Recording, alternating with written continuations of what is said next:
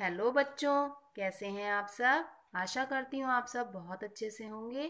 बच्चों, आज हम क्लास 4 का चैप्टर 11 पढ़ेंगे, पड़क्कू की सूझ।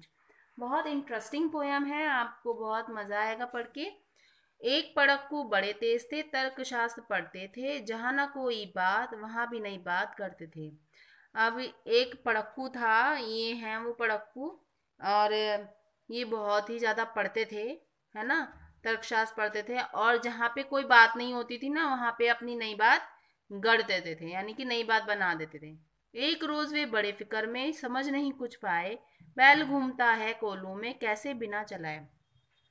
एक दिन वो फिक्र में पड़ गए और उन्होंने उनके समझ में कुछ नहीं आया कि कोल्हू में बैल कैसे घूमता है जब उसको चलाया नहीं जाता। कई दिनों तक रहे सोचते, मालिक बड़ा गजब है, सिखा बैल को रखा इसने, निश्चय कोई ढब है। वो सोचता रहा कि इसका मालिक तो बहुत ही गजब का है भाई, उसने तो बैलों को सिखा रखा है ना। तो निश्चय ही कोई, मतलब उसको बैलों को पढ़ा सिखा रखा है। आखिर एक मालिक से पूछा उसने ऐसे, अजी बिना देखे लेते तुम जान भेद ये कैसे। उसने पूछा एक दिन मालिक से कि बिना देखे तुम यह भेद कैसे जान लेते हो, है ना। कोलू का यह बैल तुम्हारा चलता है या अड़ता है, रहता है घूमता है, खड़ा हो या पागुर करता है।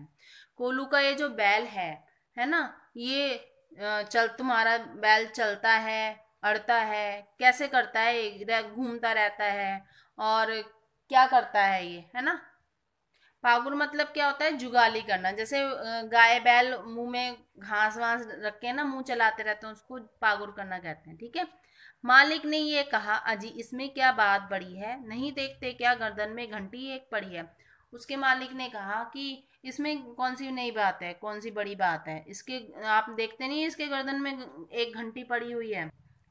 जब तक यह बसती रहती है मैं ना फिक्र करता हूँ, हाँ जब बसती नहीं दौड़कर तनिक पूंछ धरता हूँ।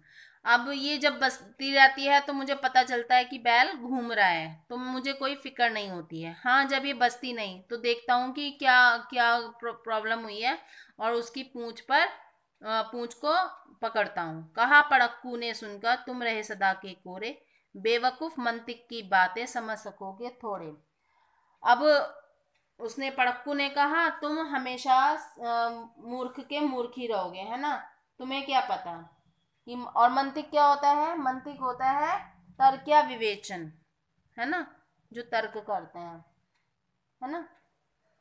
मंतिक की बातें समझ सकोगे थोड़े, मेरी बातें तुम्हारे समझ में नहीं आने की।